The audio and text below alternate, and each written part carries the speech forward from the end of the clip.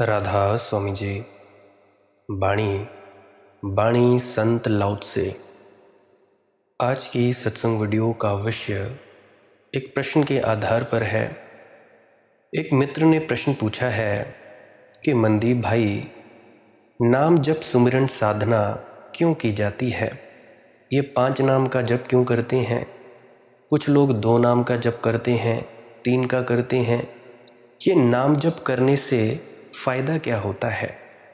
जैसा कि आपने पिछले कल कहा कि जिसे नाम दिया जा सके वह सनातन व अविकारी सत्य न होगा, लेकिन परम सत्य को दिए गए नाम काम चलाऊ हैं और नाम सुमिरन की साधना से भी लोग अनाम को उपलब्ध हुए हैं। कृपया समझाएं कि विकारी नाम से यात्रा प्रारंभ करके अविकारी अनाम को उपलब्ध क्यों नहीं किया जा सकता? ये सिर्फ 5 नाम का सुमिरन करने मात्र से ही परमात्मा उपलब्ध क्यों नहीं हो सकता है? उसके बाद हमें क्यों कहा जाता है कि इन शब्द धुन को सुनो, इस प्रकाश को सुनो? मेरे देखे बहुत से लोग हैं, 20 साल हो गए उन्हें नामदान लिए, 40 हो गए, 30 हो गए, उनमें कोई बदलाव नहीं आया। तो उस बदलाव ना आने का क्या कारण है? कृपया बताने की चेष्टा करें। तो चलिए इसी प्रश्न के संबंध में चर्चा करते हैं और अपना सत्संग आरंभ करते हैं। गुरु प्यारी सत्कारयोग सत्संगत जी, आप सभी के चरणों में मेरा कोटि कोटि नमन। बहुत बहुत धन्यवाद, बहुत बहुत शुक्रिया आप लोगों का। आप लोग मुझे सुनने फिर से आ गए। तो चलिए अपने अपने गुरु महाराज को याद करते हुए आज के सत्संग को सुनना आरंभ करें। और मैं आप लोगों की एकाग्रता चाहता हूँ, तवज्जो चाहता हूँ। ध्यानपूर्वक इस वीडियो को सुनिएगा। देखो मेरे मित्र, लाओ त्से छलांग को पसंद करता है, सीढ़ियों को नहीं। ऐसे तो सीढ़ी भी छोटी छलांग है। जब आप सीढ़ी भी चढ़ते हो, जो ऊपर सीढ़ी चढ़ते हो छत पर जाने के लिए, तब भी सीढ़ी क्या चढ़ते हैं? छोटी छोटी छलांग लेते हैं, 20 हिस्सों में बांट देते हैं। कोई आदमी 20 हिस्सों की सीढ़ी को इकट्ठी छलांग लेता है, एक छलांग में ही 20 सीढ़ियों वाले हिस्से को कूद जाता है। अगर हम कहना चाहें तो ये भी कह सकते हैं कि वह आदमी बड़ी सीढ़ी बनाता है। छलांग ना कहना चाहें तो कोई अड़चन नहीं है। हम कह सकते हैं कि वह आदमी 20 सीढ़ियों की एक ही सीढ़ी बनाता है। एक आदमी उसी हिस्से को 20 टुकड़ों में तोड़कर सीढ़ी पर चढ़ता है। हम ऐसा भी कह सकते हैं कि वह आदमी 20 छलांग लेता है। आदमी आदमी पर निर्भर है, साहस साहस पर निर्भर है। अभी हाल ही में पिछले दिन एक कॉल आई थी मुझे। उन्होंने मुझसे पूछा कि एकदम ये कैसे हो सकता है कि कोई उसका अनुभव ले ले परमात्मा का। तो उसके एवज में मैं आप लोगों से ये कहना चाहता हूँ, अभी ये जो 5 नाम का जप सिमरन है, ये है त्रिकुटी, सहस्जल कमल, जिसको तुम तीसरा तिल कहते हो, तीसरा तिल, भंवर गुफा, सतनाम, अनामी देश। ये जो भी हैं ये सीढ़ियाँ हैं। शून्य, महाशून्य, अलख अल अगम, अनामी, ये सारे जो हैं ये सीढ़ियों की तरह है। और जो तुम लोगों को मैं बताया करता हूँ सांसों की प्रक्रिया, इस प्रक्रिया से तुम लोग सीधा ही शून्य पर पहुँचते हो, सीधा ही अपने आत्म तत्व को जानने की दिशा में अग्रसर होते हो। तुम लोगों को जो पसंद हो वो तुम लोग कर लिया करें, परंतु अगर तुम जो साधना कर रहे हो उस साधना के करने के साथ साथ इस सांस की प्रक्रिया को भी करोगे तो ये प्रक्रिया आपको बहुत ज़्यादा फ़ायदा देगी, अपने ही भीतर उतरने में बहुत ज़्यादा फ़ायदा देगी। ऐसे समझो जैसे ये जप सिमरन की साधना है, राधा स्वामी मत की हो चाहे किसी भी मत की हो, कि पहले जप सिमरन किया करे, राधा राधा जपें, वाहिगुरु वाहिगुरु का जाप किया जाए, और उसके बाद या अल्लाहु अल्लाहु का जाप किया जाए, 5 नाम का जाप किया जाए, 2 नाम का किया जाए, या सिर्फ 1 नाम का किया जाए। इस जाप से हमने अगली सीढ़ी पर चढ़ना होता है। अगली सीढ़ी क्या? अब जैसे तुम नामों को रटते रहते हो तो तुम्हारे भीतर में मन के अंदर ये शब्द बोलने लगते हैं। तो ये शब्द बोलने लगते हैं, इस बोलने से तुम्हारा ख्याल जो है बाकी चीज़ों में से हटकर एक ही जो वचन बोलते हो, तुम सिमरन करते हो, जाप करते हो, वहाँ आ जाता है। अगर तुम लोग इस जाप को नहीं कर सकते तो किसी ऐसे संत पुरुष, महापुरुष, ऐसे वीतराग पुरुष को अपनी खोपड़ी में रखो जिसकी याद तुम लोगों के जहन में 24 घंटे बनी रहे।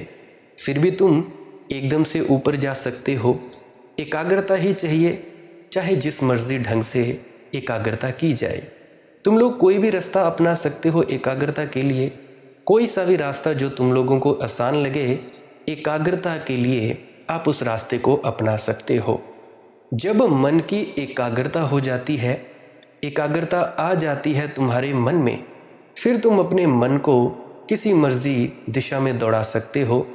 तुम चाहे अपने मन को संसार में लगा सकते हो, तुम चाहे अपने मन को परमार्थ में लगा सकते हो, तुम चाहे अपने मन को प्रकाश को देखने के लिए ले सकते हो, तुम चाहे अपने मन को ये शब्द धुन सुनने के लिए लगा सकते हो।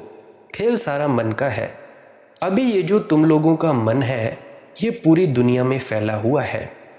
अब इस मन का पूरी दुनिया में फैलाव है।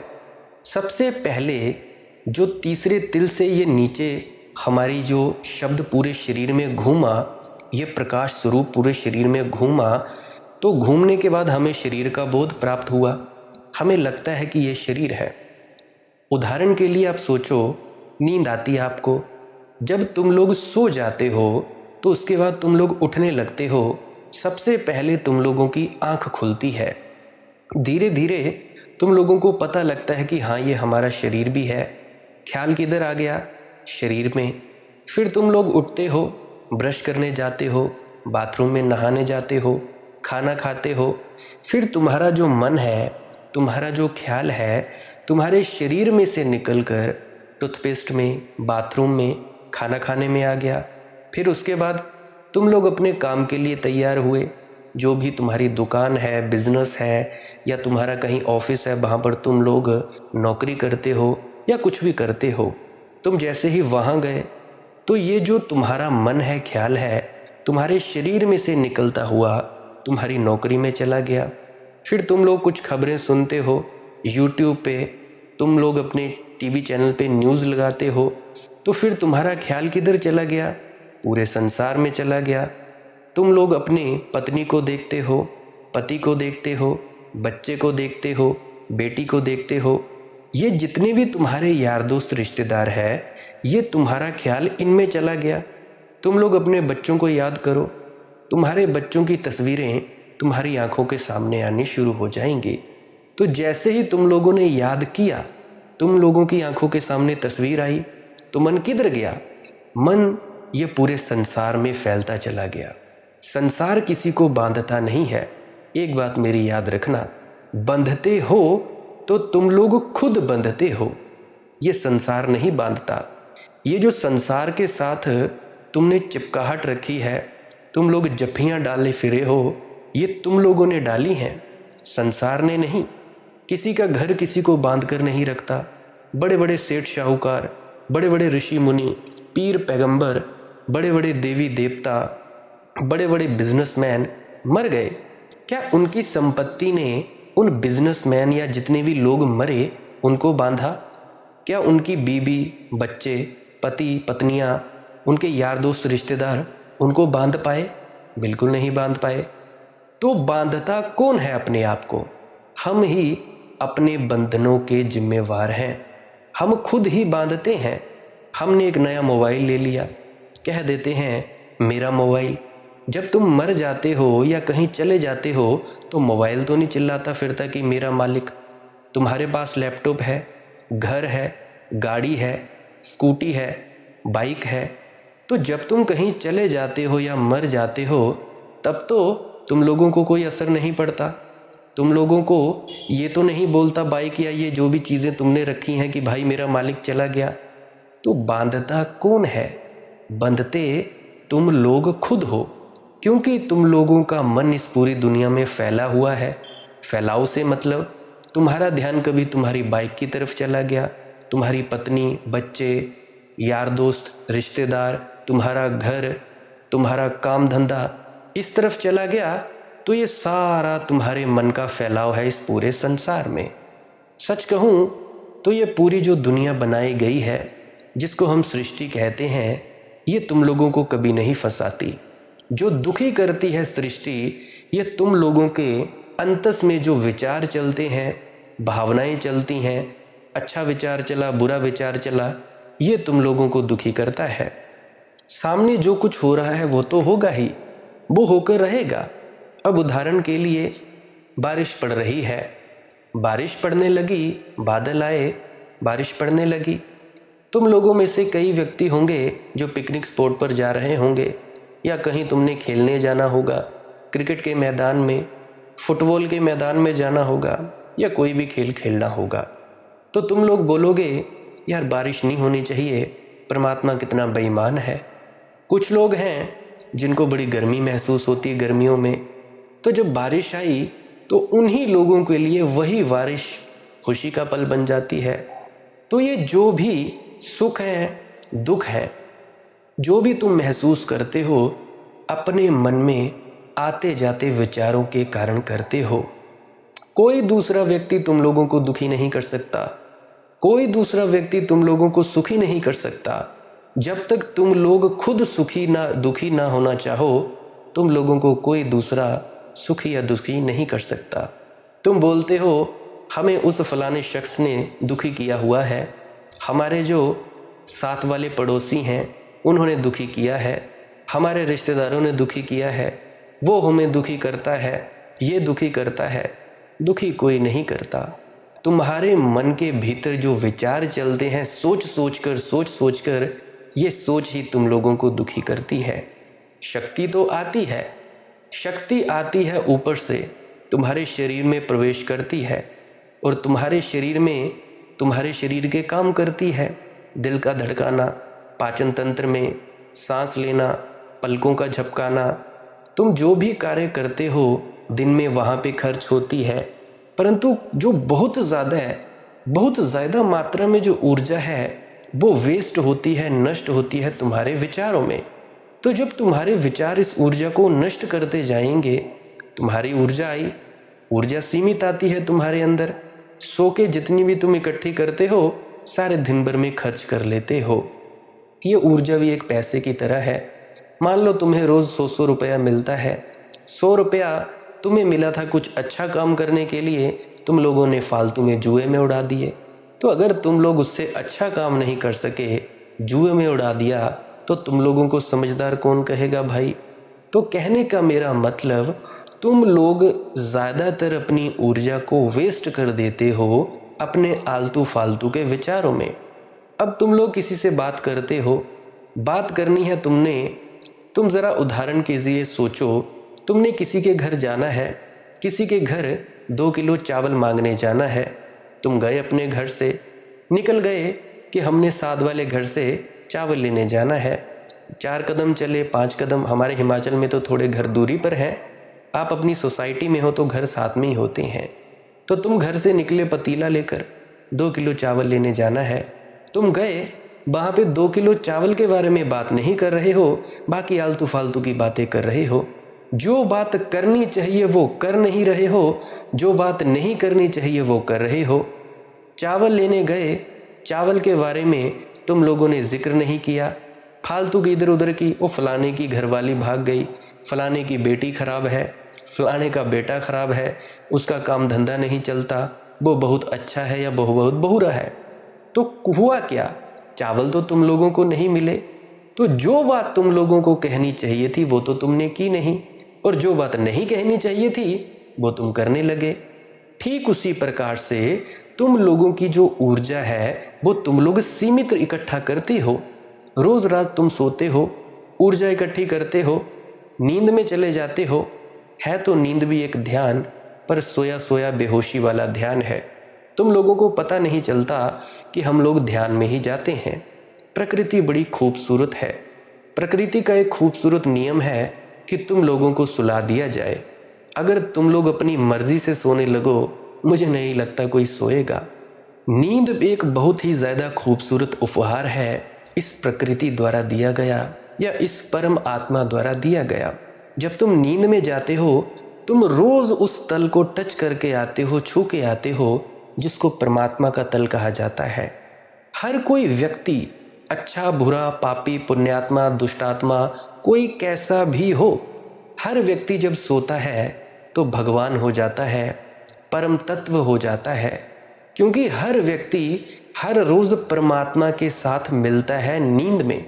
अगर कोई ना सोए, रशियन स्लीप एक्सपेरिमेंट हुआ था, 30-40 दिन के बाद लोग पागल हो गए थे, सोने नहीं दिया गया।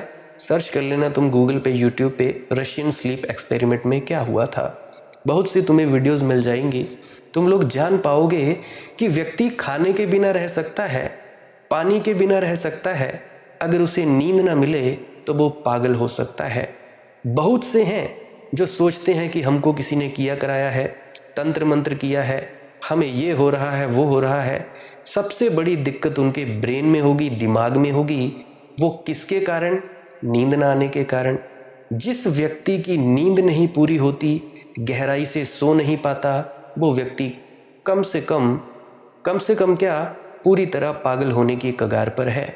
तो इसीलिए नींद परमात्मा ने दी है, तो भाई सोना चाहिए।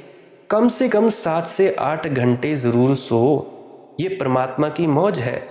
नींद कम होती है जब तुम लोग ध्यान में उतरना शुरू करते हो। जैसे जैसे तुम्हारी ध्यान की गहराई बढ़ती जाती है या नींद की गहराई बढ़ती जाती है, तो नींद कम होती जाती है। एक छोटे बच्चे की जो पैदा होता है, उसकी नींद होती है 21 से 22-23 घंटे। नया नया जन्मा बच्चा है, पेट में तो सारा दिन सोता रहता है, दिन रात सोया रहता है। बाहर आया, नींद उसकी 21-22 घंटे। और बड़ा होता गया, नींद कम हो गई, 18 घंटे, 14 घंटे, 10 घंटे। होते होते अभी जितनी उम्र मेरी है, 26 साल की उम्र, होते होते नींद हो जाएगी 9 घंटे। अगर मेरे जैसा बच्चा, 26 साल का बच्चा 9 घंटे नहीं सोएगा, पागल नहीं होगा तो और क्या होगा। ये बच्चे जितने भी तुम देखते हो पढ़ाइयाँ करते हैं, पढ़ाइयों के बाद अपनी नींद को न्यौछावर करते हैं, तो इनका दिमाग कौन सा ज़्यादा चलता है। ये केवल एक रोबोट है, मशीन की भांति पढ़ते लिखते हैं, मशीनें ही तो हैं, इनमें अपनी कोई आत्मीयता नहीं होती। तो सोना बहुत ही ज़्यादा आवश्यक है। धीरे धीरे 50 साल की उम्र होती है, 50 साल की उम्र तक आते आते नींद हो जाती है 6-7 घंटे। और जो बूढ़े होते हैं 60 से 70 साल के, उनकी नींद कम होते होते 4.5 घंटे हो जाती है। मैं अपनी दादी को देखा करता था, रात को सो जाती थी और सुबह 1:30-2 बजे उठ जाती थी, क्योंकि मेरा सारी रात का काम होता है, सारी रात मैंने जागना ही होता है। तो सारी रात जागता हूँ तो बाहर मुझे पेशाब करने भी जाना पड़ता है।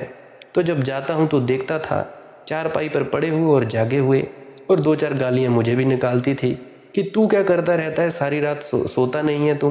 तो खैर ये तो मेरा रोज़ का काम था। तो उनका काम था गालियाँ निकालना, मेरा काम था सुनना, और मैं अपने अंदर चला जाता था। तो एक बूढ़े की नींद और एक बच्चे की नींद में बड़ा अंतर है। एक बूढ़े की नींद 4.5 घंटे तक हो सकती है। तो ये मत कभी सोचना कि भाई अपने पोतों दादियों, जो दादियाँ हैं, अपने पोतों को मत बोलना कि भाई तुम लोग बड़े ज़्यादा सोते हो। अरे तुम लोगों की नींद कम हो गई है क्योंकि तुम लोग अब मरने की कगार पर हो। परमात्मा नहीं चाहता कि तुम लोग अब विकसित हो। जिस बच्चे ने विकसित होना होता है, उसकी नींद की गहराई भी होती है, लंबाई भी होती है। अभी अगर मैं खुद की बात करूं तो मेरी नींद कम होते होते करीब करीब कोई 5 घंटे हो गई है। मुझ जैसे बच्चे की 5 घंटे नींद हो गई है। कैसे हुई? ये नींद हुई कम क्योंकि गहराई बढ़ गई है मेरी नींद की। जितना ज़्यादा आप गहरा सो जाओगे, उतनी ज़्यादा आपकी नींद की लंबाई कम हो जाएगी। गहराई में उतरना होता है, जितने ज़्यादा गहरा उतनी ज़्यादा लंबाई कम। तो कहने के मेरा मतलब, सोया करो। बहुत से हैं जो नहीं सोते, सोना बड़ा ही ज़्यादा ज़रूरी है। जो लोग 7 से 8 घंटा नहीं सोते और ये सोचते हैं कि हम भजन सिमरन में जागेंगे, तो ये उनकी भूल है। गहराई की नींद होनी चाहिए। और कोशिश किया करो रात को चाय ना पिया करो सोने से पहले या 9 बजे के बाद, और कॉफ़ी ना पिया करो, क्योंकि इससे नींद में खलल पैदा होता है। मेरा खुद का अनुभव है। जिस दिन भी मैं रात को कॉफ़ी पी लेता हूँ, चाय पी लेता हूँ, मुझे नींद अच्छी नहीं आती। मेरी नींद की लंबाई बढ़कर 9 घंटे हो जाती है। रात को अगर बढ़िया नींद चाहिए, खाना कम कर दो और अपना कॉफ़ी या चाय या नशों का सेवन करना बंद कर दो। ये बंद हो जाएगा तो अपने आप ही नींद बढ़िया आएगी।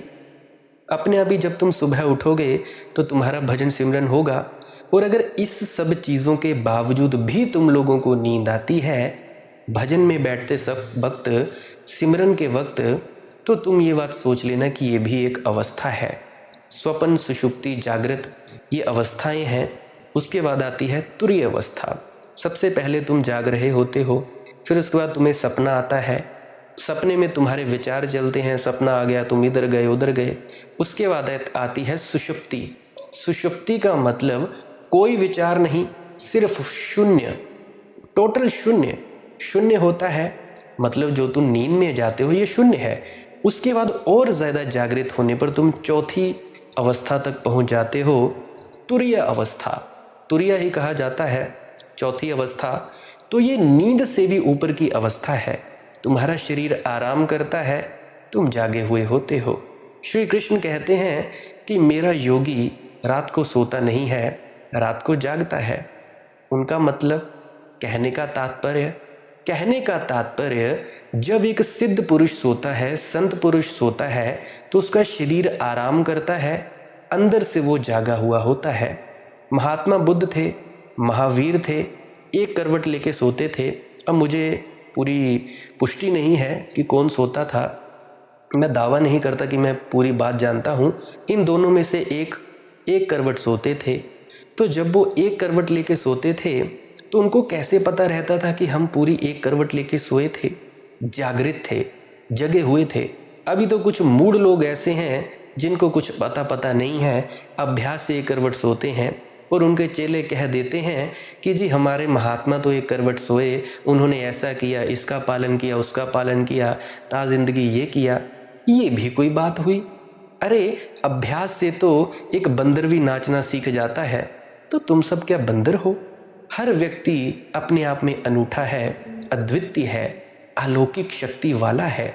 श्री राम दूसरी बार पैदा नहीं होंगे, श्री कृष्ण दूसरी बार पैदा नहीं होंगे, गुरु नानक देव जी जैसे महापुरुष दूसरी बार पैदा नहीं होंगे, गुरु अंगद देव जी जैसे महापुरुष दूसरी बार पैदा नहीं होंगे, गुरु रविदास जी जैसे, संत नामदेव जी जैसे, मीरा जैसी दूसरी पैदा नहीं होगी। जब भी परमात्मा पैदा होगा उसका रंग ढंग बिल्कुल अलग होगा। अब मेरा रंग ढंग कुछ अलग है, फलाने का रंग ढंग कुछ अलग है, जो चाइना में रहता होगा उसका रंग ढंग कुछ अलग है, अमेरिका में रहता होगा उसका रहने का रंग ढंग कुछ अलग है, भाषा और है। अब जैसे कि मैं हिमाचल में पैदा हुआ हूँ तो हमारी इधर पहाड़ी भाषा है, हमारी जो आम बोलचाल की भाषा है पहाड़ी है, साथ में पंजाब पड़ता है, भाषा उसकी पंजाबी है। हिंदी भी बोल लेता हूँ, अंग्रेज़ी भी कुछ कुछ समझ बोल लेता हूँ। तो मेरा रंग कुछ और है, मेरा ढंग कुछ और है। हज़रत मोहम्मद बेपढ़े लिखे थे, उनका कहने का ढंग कुछ और था। हज़रत ईसा वो भी कुछ ज़्यादा पढ़े लिखे नहीं थे, उनका कहने का ढंग कुछ और था। गुरु नानक देव जी के कहने का ढंग कुछ और था। कोई भी व्यक्ति एक जैसा नहीं होता, तो इसलिए तुम सब किसी के जैसा बनने की चेष्टा मत करना। तुम वही बनना जो तुम लोग हो, पहले से ही हो, तुम वही बनना। अब जैसे अपनी बात करता हूँ, मेरा नाम है मनदीप, ये मुझे एक नाम दिया गया है। मैंने पूरी उम्र कोशिश की है अपने आप जैसा बनने की और कुछ कुछ बन पाया हूँ। 16 आने तो नहीं बना, कुछ तो बन ही पाया हूँ। बाकी मालिक की मौज है, पूरी तरह से वो पूर्ण कर दे तो उसकी मौज है। परंतु फिर भी मुझ में भी बहुत सारी कमियां हैं, मुझ में भी बहुत सारी खामियां हैं। मैं कोई परमात्मा तो नहीं। कहने का मतलब, जब जब तुम लोग इस शरीर में रहोगे, कोई ऐसा नहीं जो इस दुनिया में दाग लगे बिना चला जाए। हर व्यक्ति को दाग लगाया जाता है। ये दुनिया एक ऐसी काजल की कोठरी है, अगर निकलोगे तो भाई तुम काले होकर ही रहोगे। जितना मर्जी कोशिश कर लो, बाबा सावन सिंह जी कहा करते थे, ये दुनिया ऐसी है। सो भाई अपने जैसा बनने की चेष्टा करो। तुम राम जैसा नहीं बन सकते, तुम कृष्ण जैसा नहीं बन सकते, तुम कबीर जैसा नहीं बन सकते, बनो तो तुम अपने जैसा बनो। तो कहने का मेरा मतलब, तो मैंने बात कहाँ से शुरू की थी? बात मैंने शुरू की थी इन जप सिमरन से। जप सिमरन से तुम लोगों के भीतर ये जो चलती है वाणी, तुम लोगों के अंदर जिसको तुम अजपा कह देते हो आमतौर पर, जब तुम्हारे भीतर गूंज करने लगती है इन शब्दों की, समझो तुम लोग वाहेगुरु वाहेगुरु का जाप करते हो, वाहेगुरु वाहेगुरु वाहेगुरु वाहेगुरु। कुछ दिन तुम मुंह से करोगे, थोड़े दिनों के बाद यह वाहेगुरु का जाप अजपा हो जाएगा, अपने आप मन में चलेगा, अपने आप मन में चलेगा, हृदय में उतरेगा, हृदय में उतरेगा, फिर इसको भी छोड़ देना होता है। उसके बाद अनहद नाद की वाणी, उसको सुनते सुनते तुम अपने धुर दरगाह पहुंच जाओगे। और जो मैं बताया करता हूँ श्वास क्रिया, इससे क्या होता है? तुमने अपने मन का कोई तल नहीं छूना, अपने मन की कोई साधना नहीं करनी। देखो, भंवर गुफा जिसको तुम कहते हो अपनी अवस्था या सहजल कमल, वहां तक तुम्हारे मन के खेल है। मन के खेल जैसे तुम्हारे अंदर कुछ भी पैदा होता है, कोई भी स्फुरना पैदा होती है, तुम्हारे अंदर कोई भी विचार बनता है, शक्ल पदार्थ फोटो बेशक तुम्हारे सतगुरु की ही हो, जब तक ये चीज़ें बनती रहेंगी तुम लोग अपने मन के चक्कर में हो। अब अगर तुमने अगले हिस्से में जाना हो तो तुम लोगों को छलांग लगानी पड़ेगी शून्य में, शून्य में, शून्य महाशून्य। शून्य का मतलब क्या होता है? शून्य का मतलब होता है कुछ नहीं, उसको शून्य कहा जाता है। शून्य महाशून्य, महाशून्य शिव अवस्था भी कह देते हैं, शिव तत्व भी कह देते हैं। तब जाके असली चीज़ मिलती है। तो जब तक तुम लोग इस मन के दायरे में हो तब तक तुम लोगों को कुछ नहीं मिलेगा। सो कहने से मेरा मतलब वाहेगुरु वाहेगुरु जप रहे हो, सबसे पहले तुम्हारा ख्याल पूरी दुनिया में से निकलेगा। तुम्हें अपने बहन भाई यार दोस्त रिश्तेदार भूल जाएंगे, चौकड़ी मार के बैठे होगे, ये सब भूलेंगे। तुम अपने शरीर को देखोगे, फिर तुम लोग अपने शरीर को देखोगे, जब करते जाओगे फिर तुम्हें अपना शरीर का बोध भी भूल जाएगा, जिसको कह देते हैं कि शरीर शून्य होना शुरू हो गया, तुम्हें अपने शरीर का पता नहीं लगता। फिर तुम तीसरे तिल में जाते हो जहां तुम्हारी तीसरी आंख खुलती है। ये जो अवस्था है, यहाँ से असली आध्यात्मिकता शुरू होती है, यहाँ से असली संत मत शुरू होता है, राधा स्वामी मत शुरू हो जाता है। अभी सब तो तुम लोग इस दशम द्वार या तीसरे तिल तक नहीं पहुंचे, तो तुम क्या सोचते हो तुम सत्संगी हो गए? नहीं, तुम लोग कोई भी सत्संगी नहीं हो, तुम लोग एक शिष्य हो। शिष्य की भी नहीं हो, शिष्य होता है कि जो अपना समर्पण कर दे, जो अपना सर दे दे, अपना अहंकार दे दे गुरु को। तुम लोग सुनते हो तो सत्संग, परंतु तुम लोग अमल कोई नहीं करता। अमल अगर तुम लोग करने लगो तो क्या तुम लोगों की जिंदगियां तब्दील ना हो? क्यों नहीं तब्दील होती तुम्हारी 20-20, 25-25 साल से? क्यों तुम्हारे भीतर यही लगा रहता है कि हमें वो मिल जाए जिसकी हमें तलाश है? कारण इतना ही है, गुरु की शिक्षा सुनी नहीं, समझी नहीं, सत्संग नहीं सुने, अमल नहीं किया, क्या फायदा हुआ? तुम लोग खाली के खाली ही रहे। रिद्धियां सिद्धियां मिल गई, शक्तियां मिल गई, और भी दूसरे का मन पढ़ने लगे, भूत भविष्य वर्तमान देखने लगे, परम तत्व तो नहीं मिला। अरे असली मकसद तो परम तत्व था, उसको देख के, उसको महसूस करके शांति महसूस करना था। तुम लोगों को वो शांति मिली नहीं और तुम लोग सोचते हो कि हम बड़ा जप सिमरन कर रहे हैं। अरे होगा क्या? जप सिमरन से मन की ताकत बढ़ती है, विल पावर बढ़ती है, इच्छा शक्ति बढ़ती है। इच्छा शक्ति को ही सारी उम्र बढ़ाते जाओगे और तुम लोग आगे छलांग ना लगाओगे, क्या फायदा होगा भैया? तुम लोग खाली के खाली रह जाओगे। तुम लोगों ने ताकत बढ़ाई, अपने विटामिन की गोलियां ली, वर्जिश की, जिम जाते हो, एक्सरसाइज की, हैवी वेट उठाए, रनिंग पर की, पर तुम लोग अगर रेसलिंग खेलने नहीं गए, कुश्ती करने नहीं गए, तो क्या फ़ायदा भाई तुम्हारे उस शरीर बनाने का? बिल्कुल थोथा, जीरो, शून्य। इन मूर्खताओं में मत पड़ो। तो मैं लाओ त्से के ढंग से कुछ बताने की चेष्टा कर रहा था। लाओ त्से छलांगबादी है। अपनी बात करूं, मेरे से भी परमात्मा ने छलांग लगवाई थी। मैंने इन मंजिलों को, जिसको तुम रूहानी मंजिलें कहते हो, इसका मुझे अनुभव है। सच बात कहता हूँ, अनुभव है मुझे, परंतु मैं इनमें ज़्यादा देर साधना नहीं किए हूँ और ना मुझे ज़रूरत पड़ी। अगर कोई होनहार बच्चा हो, कोई बढ़िया बच्चा हो, उसको सब कुछ आगे से आगे समझ आता हो, शिक्षक की बात समझता हो, करता हो। अगर वो 5वीं या 6ठी कक्षा का जानता हो तो उसे पहली से सीधा 6ठी कक्षा में डालने में कोई दिक्कत तो नहीं। तुम लोग कहोगे कि बिल्कुल दिक्कत नहीं, एकदम से छलांग लगा दी जाए, क्योंकि अगर वो पहले से ही जानता है दूसरी कक्षा में क्या, तीसरी में क्या, चौथी में क्या, 5वीं में क्या, बच्चा बहुत जीनियस है, तो उसके जीनियस होने के कारण वो सीधा 6ठी में डाल दिया जाएगा। बहुत से तुम लोगों ने बच्चे देखे होंगे 12-12, 13-13 साल में PhD लेवल तक की शिक्षा को वो प्राप्त कर लेते हैं, उत्तीर्ण कर लेते हैं। कारण उसका इतना ही होता है कि पिछले जन्मों में उन्होंने अपना आधा अधूरा काम छोड़ दिया होता है, अगला जन्म होता है वहीं से शुरू कर देते हैं। उसी तरह से कोई ये ना बोले कि ये जो सामने बोल रहा है 26 साल का लड़का, इसकी कम उम्र में ही तरक्की हो गई। ना ना ना, बिल्कुल भूल में मत पड़ना कि ये 26 साल का है। मैं उतना ही पुराना हूँ जितनी पुरानी ये सृष्टि है। अनंत अनंत जन्मों से, युगों युगों से अनेकों जन्म लिए मैंने, अनेकों जन्मों के बाद अब जाके वो मिला है जो मिलना चाहिए। वो वाणी है ना, बहुत जन्म बिछड़े थे माधो, ये जन्म तुम्हारे लेखे। इतने जन्मों से बिछड़ा था, अब जाके हुआ। तो इस भूल में मत पड़ना कि भाई, और इस जेलिसी में भी मत पड़ना कि भाई ये क्या हो गया। अरे भाई, पुरानी कमाई थी, साथ जुड़ती गई। ये तो मुझे भी नहीं पता कि मैंने क्या क्या किया, क्या नहीं किया। कुछ झलकें मिलती है पिछले जन्मों में जाकर कि हाँ ऐसा ऐसा था। पूरी तरह से बात स्पष्ट फिर भी नहीं होती, चाहे कितना भी कोशिश कर लूं।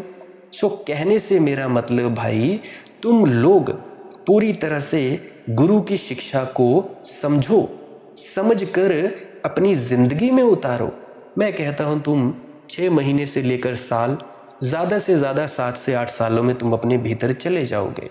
गृहस्थी लोग थोड़ा ज़्यादा टाइम लगाते हैं, हो सकता 10-12 साल लग जाते हैं उनको, पर ज़्यादा से ज़्यादा अगर कोई व्यक्ति पूरी तरह से ब्रह्मचारी है, शारीरिक रूप से नहीं, मानसिक रूप से पूरी तरह से ब्रह्मचारी है, तो वो व्यक्ति कम से कम 6 से 7 साल में अपने भीतर पहुंच सकता है। बस इतना ही वक्त लगता है। तुम लोग सोचते हो कि भाई बड़ा मुश्किल है ये काम, कोई मुश्किल नहीं है। बस बात इतनी है कि तुम लोगों को समझ में नहीं आती और कोई समझाने वाला नहीं आया, और अगर कोई समझाता भी है, इशारों में समझाता है, इशारों में तुम्हें बात समझ में नहीं आती। बात तो मैं भी इशारों में कर रहा हूँ, पर कोशिश मेरी यही रहती है ज़्यादा से ज़्यादा देशी भाषा में तुम लोगों को बताने की। जितनी ज़्यादा सरल भाषा में वार्तालाप करने की चेष्टा करता हूँ, उतना ही ज़्यादा तुम लोगों को कुछ चुनिंदा शब्द समझ आ जाते हैं। अभी मैंने देखा पिछली 2-3 वीडियोस थी लाओ त्से के ऊपर, तुम लोगों को समझ में नहीं आई। उसके समझने का कारण इतना ही है कि नहीं आई कि भाई तुम लोगों ने एकाग्रता नहीं बख्शी और तुम लोगों ने सुनी ही पहली बार। लाओ त्से पर किसी ने बोला नहीं, मेरे ख्याल से आचार्य रजनीश जी ने बोला था, जिसको ओशो के नाम से जाना जाता है, उन्होंने बोला था लाओ त्से पर। उसके अलावा मेरे ख्याल से किसी ने बोला नहीं। तो हो सकता है आप लोगों ने सुना नहीं, तो आप लोगों को समझ आती भी नहीं। तो कहने का मेरा मतलब कि भाई अगर कोई छलांग लगा जाए तो छलांग भी लगा सकता है। क्यों मन को साफ सफाई करने के पीछे दौड़ना, क्यों मन को साफ सफाई करनी। अब अगर मित्र चोर है तो छोड़ दो उसको, चोर के कारण तुम्हें मार पड़ती थी, तुम्हारा नुकसान होता था, छोड़ दिया जाए तो कोई दिक्कत नहीं है। तो मैं कहता हूँ कि लाओ त्से छलांगवादी है। वह कहता है कि जिसे छोड़ना ही है उसे पकड़ना ही क्यों। विकारी से निर्विकारी तक जाना है, छोड़कर ही जाया जा सकता है। अब अगर मैं विकारी कहूँ, ये जो शब्दों का जाप है ये विकारी है। निर्विकारी का मतलब निशब्द, मौन। छोड़ दो और पहुंच जाओगे। जो सीढ़ीवादी हैं, जो ग्रेजुअल प्रोग्रेस की धारणा रखते हैं, जैसे कि आमतौर से नाम जप सुमिरन वाले साधक और संत हुए हैं, जैसे मीरा हुई है। मीरा जी श्री गुरु रविदास महाराज जी की शिष्या थी, या चैतन्य है। ये भी वहीं पहुंच जाते हैं जहां लाओ त्से पहुंचता है। लेकिन वे कहते हैं छोड़ना है ज़रूर, लेकिन धीरे धीरे छोड़ना है। एक एक सीढ़ी छोड़ते चलेंगे। पहले एक सीढ़ी पर पांव रखा, एक सीढ़ी छोड़ी, दूसरी पर पांव रखा, दूसरी छोड़ी, तीसरी पर पांव रखा। तो अब जैसे बाबा नानक हुए हैं, वे सब सीढ़ी के बारे में चर्चा करते हैं। तो बाबा नानक कहते हैं पहले जप सिमरन से शुरू करो, नाम स्मरण शुरू करो। और कहे चले जाते हैं कि उसका कोई नाम नहीं है, उसका कोई नाम नहीं है। वह जो अलख निरंजन है उसका कोई नाम नहीं है। वह जो अकाल है वह समय के बाहर है। पर नाम सुमिरन करो, पहले होंठों से या जुबान से नाम सिमरन करो, ये पहली सीढ़ी। फिर होंठों को बंद कर लो, फिर गले से नाम सिमरन करो, ये दूसरी सीढ़ी। फिर गले से भी छोड़ दो, फिर हृदय से स्मरण करो, सुमिरन करो, ये तीसरी सीढ़ी।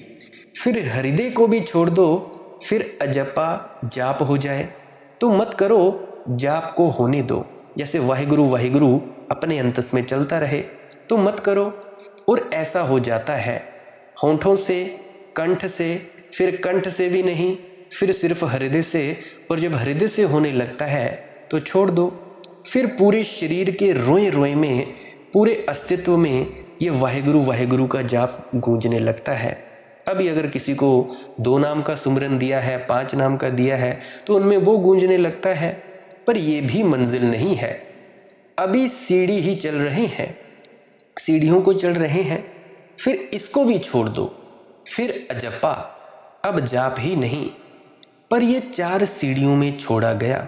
अजपा जाएगा, अनाम जाएगा, लेकिन 4 सीढ़ियों में छोड़ा गया।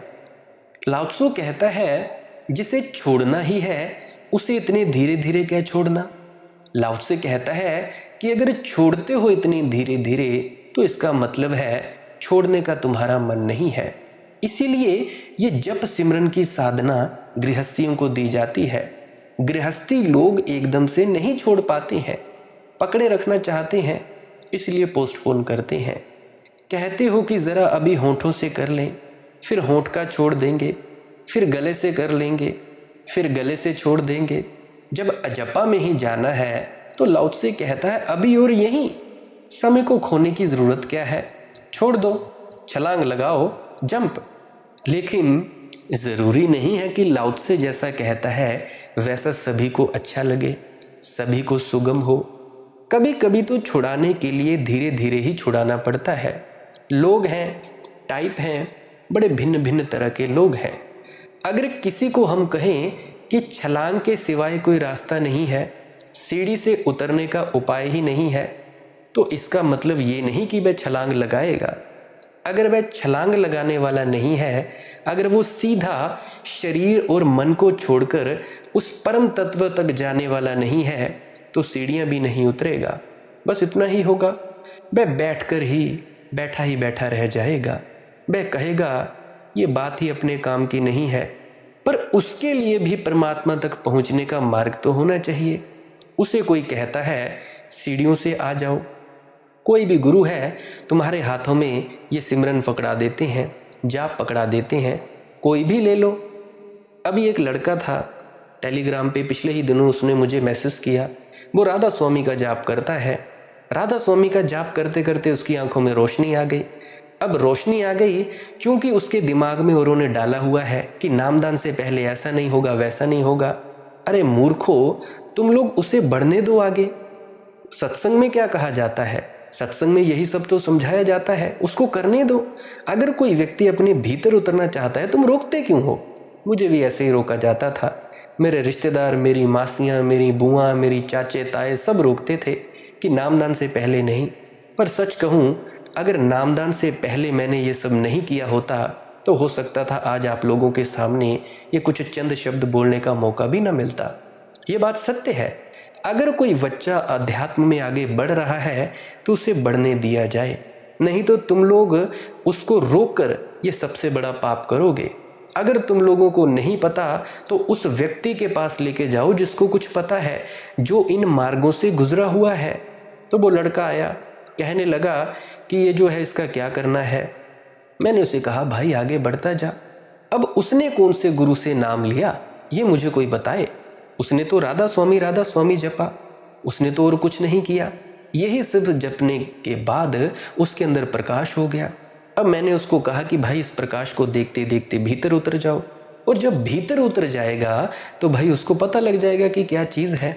सो कहने का मेरा मतलब है कि भाई इस तरह से गुरु की या मार्गदर्शक की ज़रूरत पड़ती है। ऐसे नहीं कि गुरु फूंक मारेगा या तुम लोगों को धक्का देगा या तुम्हारे सर पर कुछ घुमाएगा तो तुम लोगों का पार उतारा हो जाएगा, या गुरु तारने आए हैं तो तुम ऐसे तर जाओगे। ऐसे नहीं तरोगे, ऐसे नहीं होगा। तुम लोगों को खुद तुम्हारे भीतर जाना होगा। ये सारी मौज ये होती मालिक की है, पर जाना तुम लोगों को होगा। गुरु तुम्हारे लिए ऐसा नहीं कर सकता, कर सकता है पर यह संतों का उसूल नहीं, क्योंकि हर संत अगर तुम लोगों को एकदम से भीतर पहुंचा दे, होगा क्या पता तुम लोगों को? चीखें निकल जाएंगी, तुम्हारा सर फटने लगेगा, तुम लोगों के कि नहीं नहीं अभी रुक जाओ। तुम्हारे शरीर में वो ताकत ही नहीं है उस ताकत को संभालने की। जब तुम्हारे शरीर में ताकत ही नहीं है तो तुम क्या संभालोगे? भीख मांगते फिरते हो, बाबा जी दया मेहर करो, बाबा जी ये करो, एकदम से हमें सचखंड ले जाओ। अरे भाई कैसे?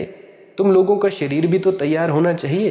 तुम लोग करोगे अय्याशियां तो इससे तो भाई सुरत नहीं चढ़ेगी। ब्रह्मचर्य बहुत ही ज़रूरी है। ब्रह्मचर्य से मेरा मतलब शादीशुदा हो भाई, अपने घर में रहो, अपने घर में भी संयम से रहो। और तुम लोग अय्याशियां करते हो और एक दूसरे के बारे में बुरे भले ख्याल करते हो और तुम लोग कहते हो तुम्हारी सुरतें चढ़ जाए। खाक चढ़ेंगी?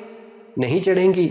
ऐसे कोई सूरत नहीं चढ़ती भाई। तुम्हारे ब्रह्मचर्य के कारण तुम्हारा शरीर, ताकत आती है तुम्हारे शरीर में, और जब वो ऊर्जा आती है तुम्हारे शरीर में, तुम्हारा शरीर तुम्हारी उस ऊर्जा को संभालने के लायक हो जाता है।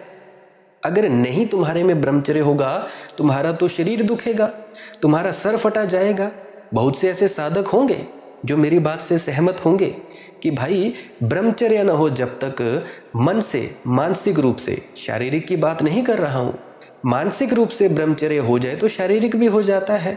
फिर तुम सिर्फ संसार प्राप्ति के लिए काम वासना में उतरोगे, ऐसे तो ना उतरोगे। परंतु तुम लोगों के दिमाग में ऐसा है कि तुम लोग उतरते ही रहते हो, उतरते रहते हो, और तुम लोगों को मिलता विलता कुछ नहीं है।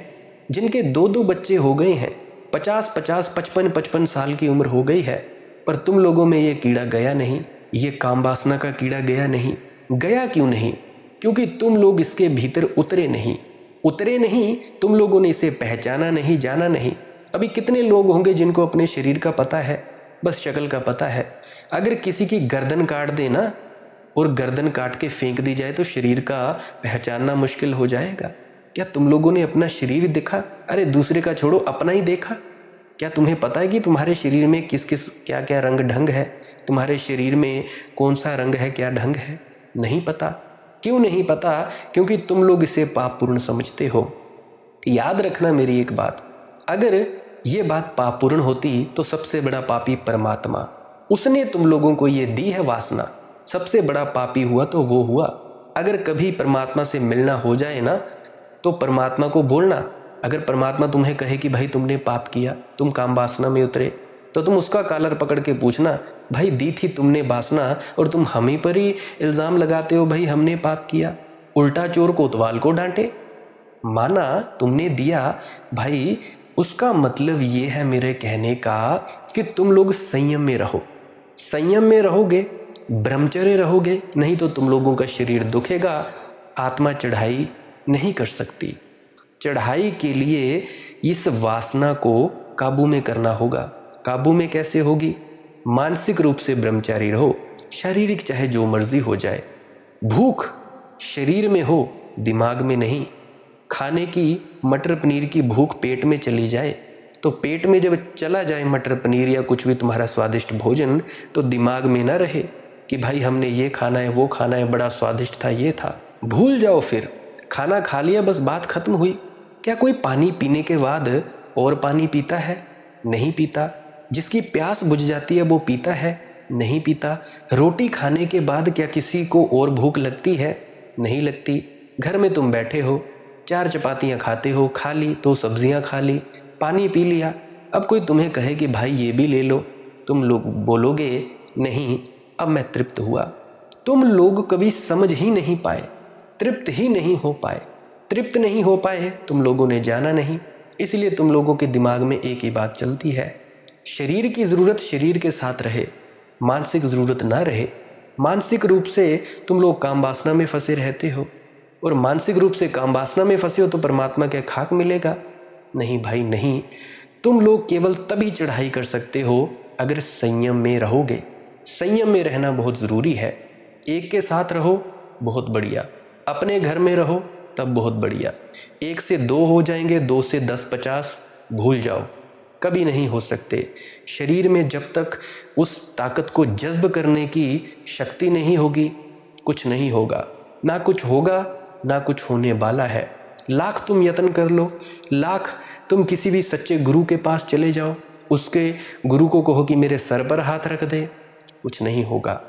तो मेरे कहने का मतलब है कि भाई अगर तुम लोगों को चढ़ाई करनी है तो इन बातों का ध्यान ज़रूर रखना होगा। तो मैं लाओ त्से के बारे में बात कर रहा हूँ। तो लाओ त्से जो कह रहा है वह उसके अपने टाइप की बात कर रहा है। इसे सदा ध्यान में रखना, नहीं तो मेरी बात आपको निरंतर कठिनाई होगी समझने में। मेरा अपना खुद का निजी जो स्वभाव है वह ऐसा ही है कि जब मैं लाओ त्से पर बोल रहा हूँ तो मैं लाओ त्से होकर ही बोल रहा हूँ। फिर मैं भूल जाऊंगा कि कोई चैतन्य कवि हुए, कि गुरु रविदास कवि हुए, कि कृष्ण कवि हुए, ना उसने गीता कही, वह मेरे नहीं बीच में आएगी। एक बात खत्म हो गई। तो अच्छा होगा कि जब मैं किसी एक व्यक्ति पर बोल रहा होता हूँ तो दूसरे व्यक्ति का सवाल बीच में ना उठाएं। अभी मैं लाओ त्से पर बोल रहा हूँ तो लाओ त्से पर बोल रहा हूँ तो जप सिमरन का मतलब ही नहीं होता। लाओ त्से है छलांगबाजी। इसीलिए तो मैं तुम लोगों को रोज़ जप सिमरन के बारे में भी बताता हूँ वीडियो के अंत में, और श्वास क्रिया के बारे में भी बताता हूँ जो सीधी सीधी छलांग है। तो दूसरे का सवाल बीच में मत उठाएं, उससे समझने में फ़ायदा नहीं होगा, नुकसान ही पड़ेगा। जब मैं कृष्ण पर बोलता हूँ तब पूछ लेना, तब लाओ त्से को बीच में मत लाना, क्योंकि जब कृष्ण पर बोलता हूँ तो कृष्ण ही होकर बोलना है, फिर बीच में दूसरे को लाना नहीं है। और मेरा अपना कोई लगाव नहीं है किसी से, इसीलिए मैं किसी के साथ भी पूरा हो सकता हूँ। मेरा अपना कोई लगाव नहीं। अगर मेरा अपना कोई लगाव हो तो मैं किसी के साथ पूरा नहीं हो सकता। अगर मेरा लगाव हो कि जप सुमरन से ही पहुंचा जा सकता है तो फिर लाओ त्से को मैं आपको न समझाऊंगा, अन्याय हो जाएगा। नहीं, मैं कहता हूं लाओ त्से बिल्कुल ही ठीक कहता है, एकदम ठीक कहता है। और फिर जब मैं चैतन्य पर बोलूंगा तो कहूंगा कि चैतन्य बिल्कुल ठीक कहते हैं, सीढ़ियों से भी पहुंचा जा सकता है, लेकिन अभी उसे मत उठाएं, क्योंकि उसे उठाने से लाओ त्से को समझने में कोई सुगमता ना होगी।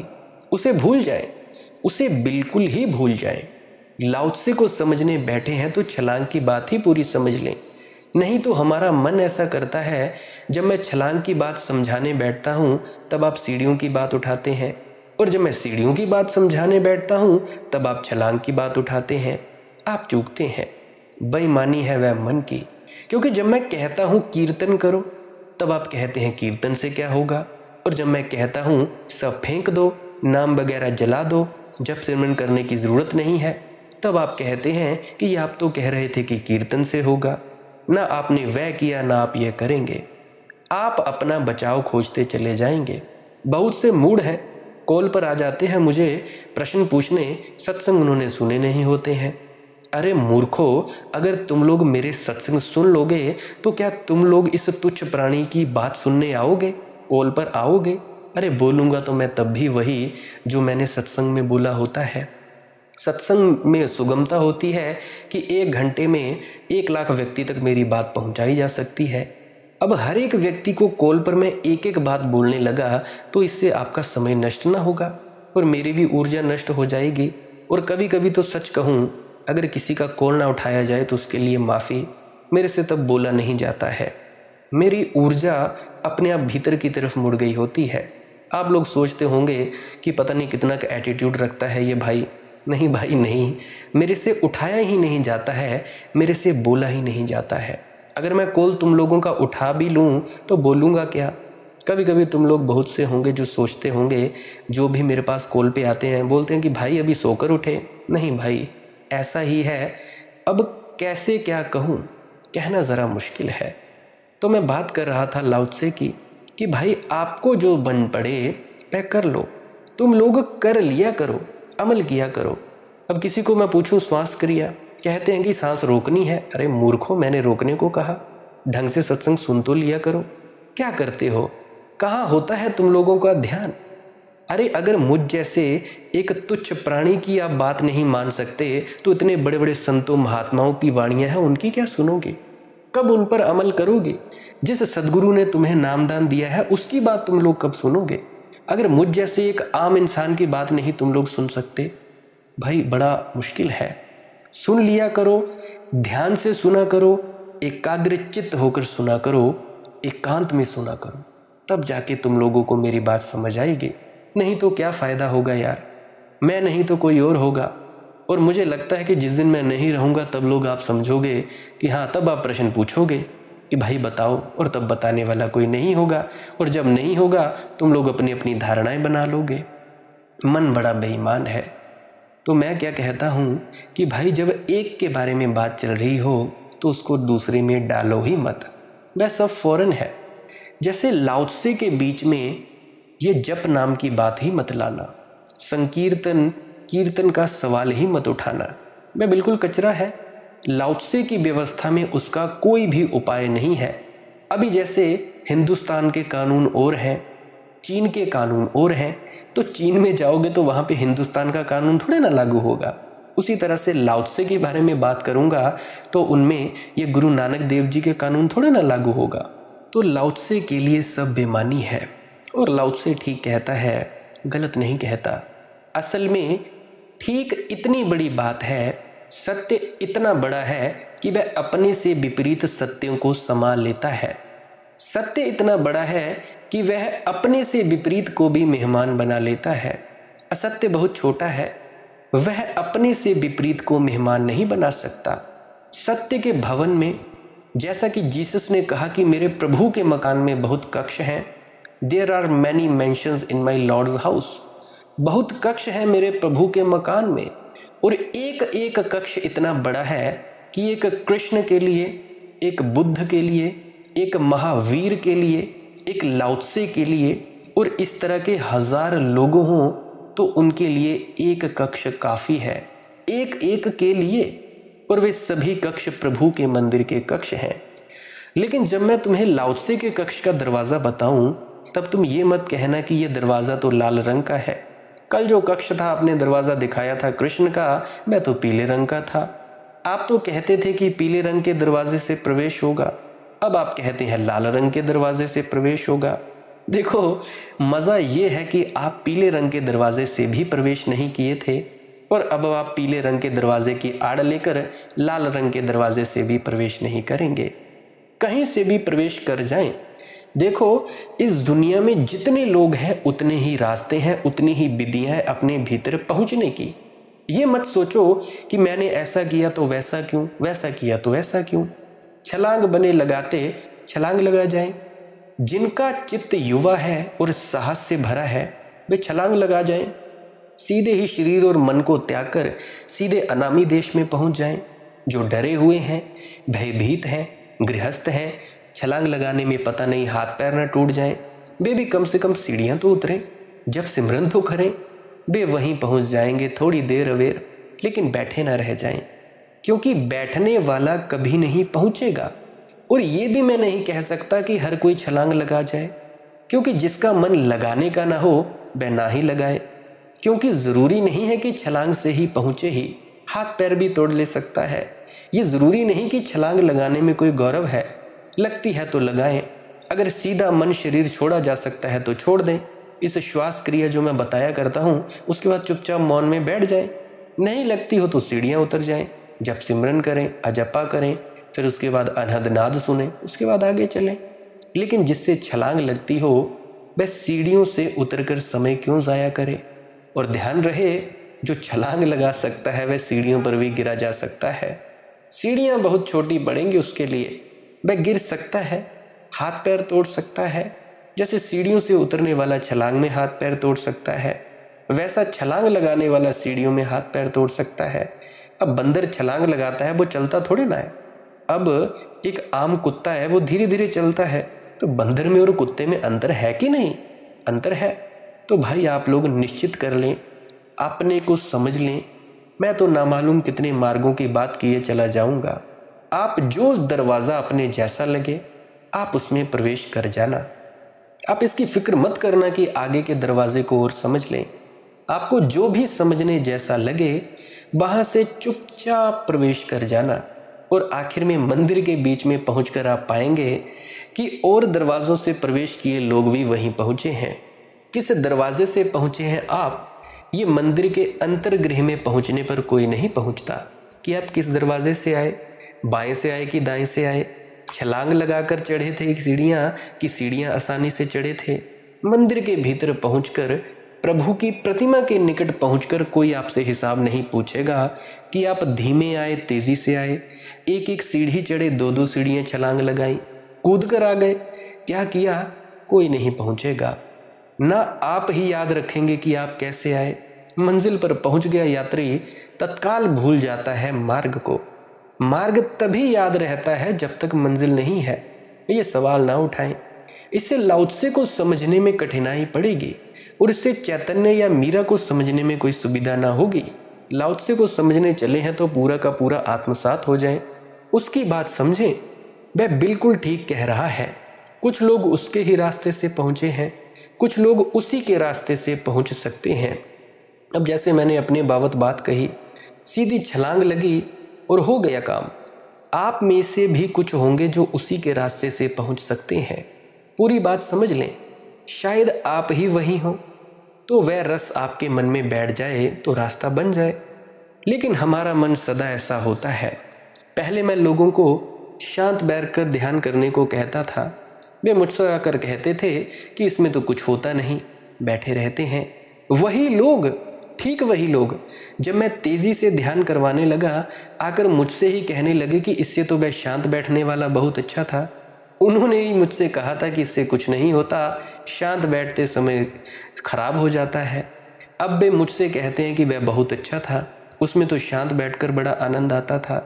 उस वक्त उन्होंने मुझे उल्टा कहा था, नहीं आनंद तो कोई नहीं, अब इससे बचना है। तब वे उससे बच रहे थे कि इससे कुछ नहीं होता।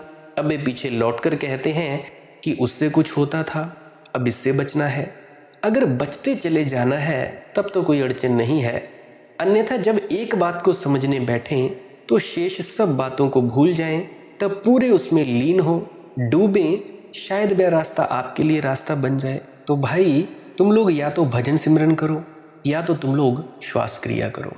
भजन सिमरन भी है वो तुम लोगों के लिए ही है, श्वास क्रिया है वो तुम लोगों के लिए ही है। तुम लोगों के लिए पूरी तरह से पर्दे खोलकर बता रहा हूँ, कुछ भी बात पर्दे में नहीं रखी है। अभी जैसा मैंने बताया कि राधा स्वामी का अगर तुम जाप करोगे तब भी तुम भीतर पहुँच सकते हो, पर उसके लिए मार्गदर्शक का होना बहुत ज़रूरी है जो तुम लोगों को बताए। अगर तुम लोगों को कोई अड़चन आए कि भाई ऐसा हो रहा है वैसा हो रहा है, तो उसमें तुम्हें कोई समाधान बता पाए। नहीं तो कोई साधना करने की ज़रूरत नहीं है, तुम लोग सिर्फ चुपचाप आंख बंद करके बैठे रहो। धीरे धीरे अपने आप ही कोई ना कोई मार्गदर्शक मिल जाएगा। तो मार्गदर्शक को ही हम गुरु कहते हैं, इसीलिए गुरु का होना भी बहुत ज़रूरी है। उससे पहले भी आप लोग जप कर सकते हो, वो आपकी अपनी अपनी मौज है।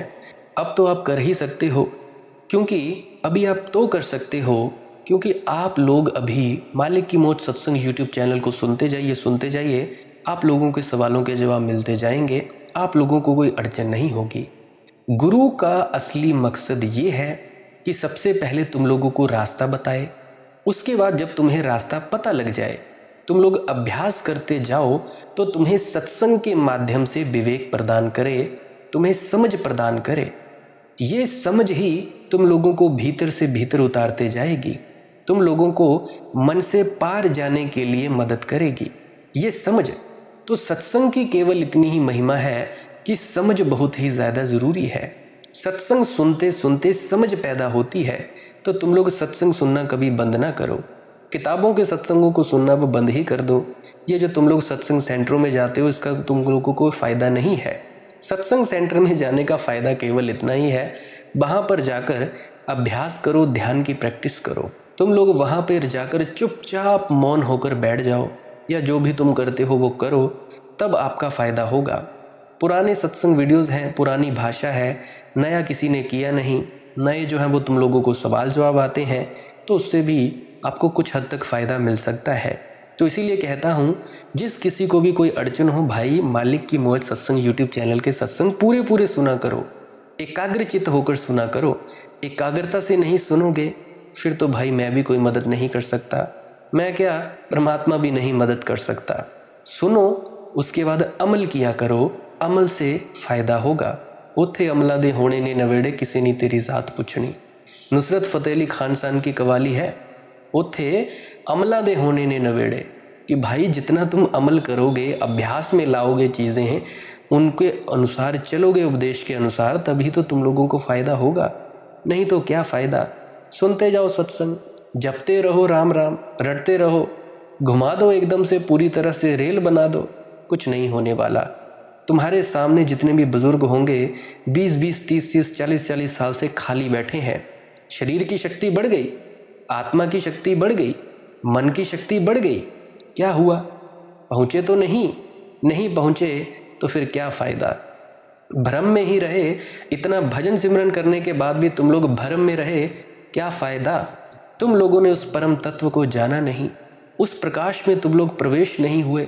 इस अनहद नाद की ध्वनि, इस शब्द धुन और प्रकाश को पकड़कर तुम वहाँ पहुँचे नहीं, क्या फ़ायदा। तुम लोग उस दृष्टा तक नहीं पहुँचे जो इस प्रकाश को देखता है और शब्द को सुनता है। अपनी सुरति को, अपने आत्म तत्व को नहीं तुम पहुँचे, क्या फ़ायदा। करते जाओ, 40 साल या 40,000 साल करते जाओ, कुछ नहीं होने वाला। इसीलिए बार बार कहता हूँ, सत्संग सुनने की ये महिमा है। सत्संग से हमें अपनी खामियां पता लगती हैं, कमियां पता लगती हैं, बहुत से गलतियां कर रहे होते हैं उनका पता लगता है। तो सत्संग सुनना बड़ा ही ज़्यादा आवश्यक है। तो मेरी विनम्र प्रार्थना है, सुनना हो तो सुन लिया करें। अगर किसी ने आगे तरक्की करनी है, नहीं करनी है, फिर तो आपकी मौज है, फिर तो कोई रोकने वाला नहीं है। भजन सिमरन किया करें। भजन सिमरन क्या है? सिमरन है कुछ शब्दों का जाप करना, जिससे तुम्हारा मन एकाग्रचित्त हो जाता है। दोनों आंखों के मध्य में देखते रहें, सीधी सेध में देखते रहें और अपना जाप शुरू कर दें।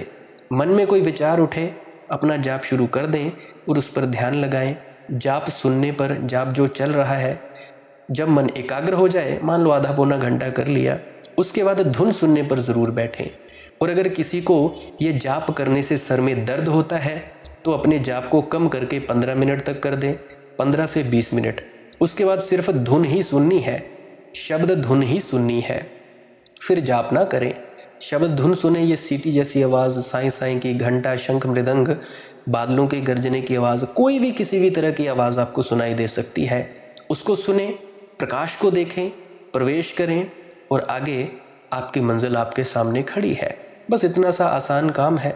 अब बहुत से बोलेंगे कि नहीं भाई इतना आसान नहीं है। अरे आसान ही है ये, इसमें क्या मुश्किल है। दुनिया मिलती है दौड़ दौड़ कर, परमात्मा मिलता है ठहर कर। जो बिना दौड़े मिलता है वो परम आत्मा, जो दौड़ दौड़ कर भी नहीं मिलता दिखाई पड़ता है, प्रतीत होता है, वो संसार। क्या फ़र्क पड़ता है। तुम लोग इतना कमाने धमाने जाते हो, काम धंधे करते हो, दौड़ते ही तो हो। परमात्मा चुपचाप मौन होकर बैठ जाओ, आराम करो, मिल जाएगा। जब पूरी तरह से विश्राम हो जाओगे, विश्राम में आ जाओगे, आराम में आ जाओगे तो परम तत्व मिल जाएगा। और ध्यान दें, जब लोग तुम धुन सुनोगे, शब्द धुन को, प्रकाश को देखोगे, तब इस जाप को बंद कर देना है, तब नहीं करना है इसे। ये बात ज़रा ध्यान में रखना। एक दूसरी प्रक्रिया बताया करता हूँ, श्वास क्रिया की प्रक्रिया। अभी जैसे तुम दिन भर सांस लेते हो, नाक से सांस लेते हो, मुंह से छोड़ते हो, तो इसमें क्या करना है, नाक से लंबा सांस लेना है और मुंह से छोड़ देना है। और ध्यान दें, बार बार कहता हूँ, सांस रोकनी नहीं है। ये कोई सांस रोकने का प्रतियोगिता नहीं करनी है कि सांस रोक दी, नहीं।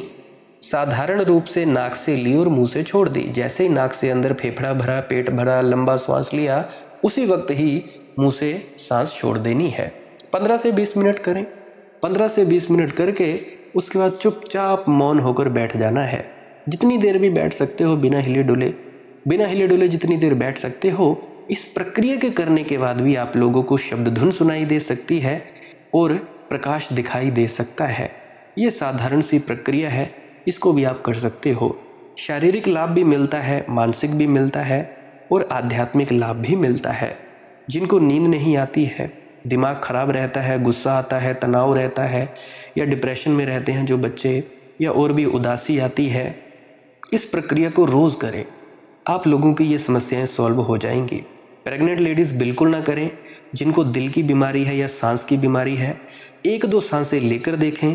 अगर शरीर में दर्द हो बिल्कुल ना करें, फिर कोई ज़रूरत नहीं है। फिर आप सिर्फ नॉर्मल बैठें, आंख बंद करें और चुपचाप बिना हिले डुले बैठे रहें। तो ये तो थी आज की प्रक्रियाएं। जो मैंने कहना था तो वह कह दिया, बहुत कुछ कह दिया है मैंने। अगर आप लोगों को अमल कर लोगे तब ये बात होगी। मेरी बातों पर ऐसे यकीन मत कर लेना, सुनना, उसके अनुसार चलना। अगर कुछ मिल जाए, अगर कुछ प्रोग्रेस हो जाए, फिर आगे मान लेना, फिर बात होगी। करे बिना, अभ्यास करे बिना कोई फ़ायदा नहीं होगा। नहीं तो खाली आए हो खाली चले जाओगे। क्या फ़ायदा होगा? अगला जन्म होगा तो अगला जन्म होगा फिर से वही दुखों सुखों का हेर फेर। तो कर लिया करो अमल। आज के लिए बस इतना ही। अगर किसी का कोई प्रश्न हो तो कमेंट सेक्शन में, प्रार्थना है मेरी कि कमेंट सेक्शन में प्रश्न पूछने से पहले एक बार पुरानी वीडियोस को ज़रूर सुन लिया करो। दिन में 2 सुन लिया करो, एक नई सुना करो, एक पुरानी सुना करो। जब तक आप पुरानी वीडियोस नहीं सुनोगे तब तक आपके प्रश्नों के जवाब नहीं मिलेंगे।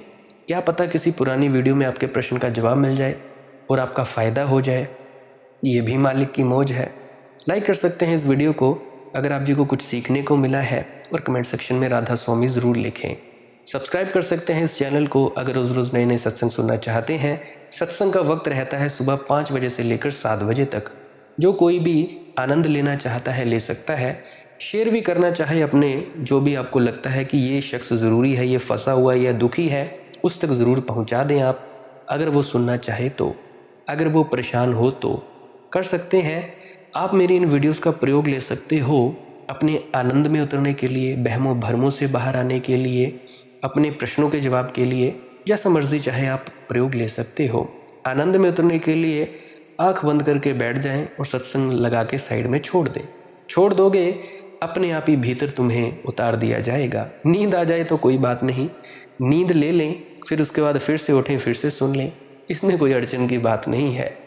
आज के लिए बस इतना ही। आप मुझे इतने अंत तक सुनते हो, इतने अंत तक सुनने के लिए आपका बहुत बहुत शुक्रिया, बहुत बहुत धन्यवाद। इतना प्यार देने के लिए बहुत शुक्रिया। अंत में आपके भीतर बैठे परमात्मा को प्रणाम करता हूँ। मेरा प्रणाम स्वीकार करें। राधा स्वामी जी।